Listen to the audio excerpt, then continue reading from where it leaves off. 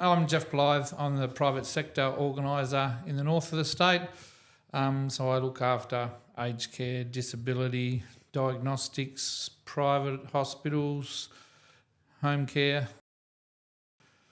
So for me, it's all around, site visits. So go and visit people who work in aged care homes, disability, whether they do individual support or whether they work in a day centre or something like that.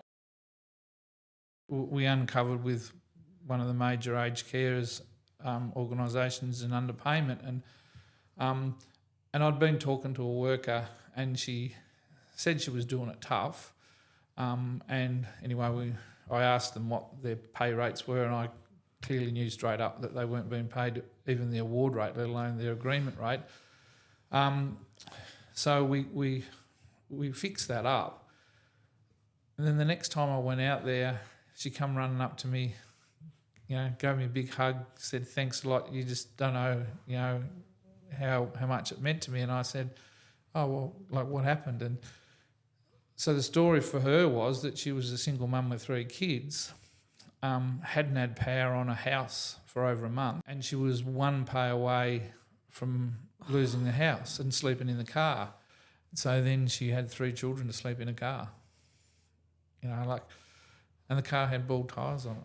So she worked in aged care. So she was looking after people's parents and grandparents and all that sort of stuff and giving beautiful care to them. But at the same time she was doing all that, she had her own personal struggles because her employer wasn't paying her properly. So, to be able to, for us to make sure that her employer was paying her the right money, so that she could just have the basics that she needed, food, power, that sort of stuff. So there's people out there, and they're not necessarily I didn't know that story till afterwards. So for me, those are the sort of things that are really important, that I can make you make a difference to that person in that way, but what others have we made differences to as well, It's obviously very challenging in aged care at the moment to be able for organisations to have the right amount of staff. So some organisations try to replace staff to make sure, others don't. So they just leave it to the workers to try and do whatever they can do on a day.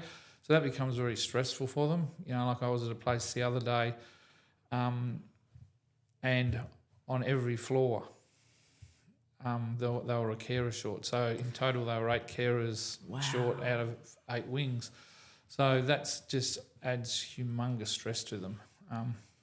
So we try and sort of fix all that sort of stuff. In disability, it's different.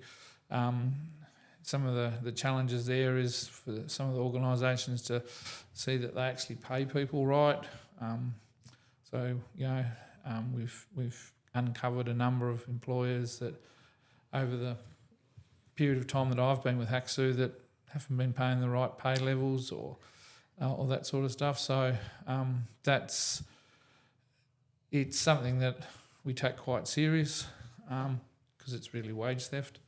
And we also see that while some employers treat the international staff well, some of them take advantage of the fact that they don't quite understand what the industrial laws are.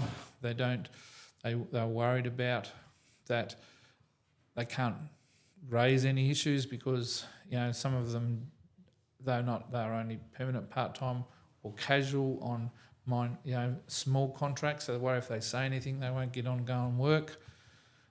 So there's a lot of that sort of stuff that goes on. For me, my passion is Staffordshire Bull Terriers, and in all states of Australia we've won major shows in not just win the Staffords but all breeds best in shows, and we also judge dogs. So we go all around the world at different times and point to the winners.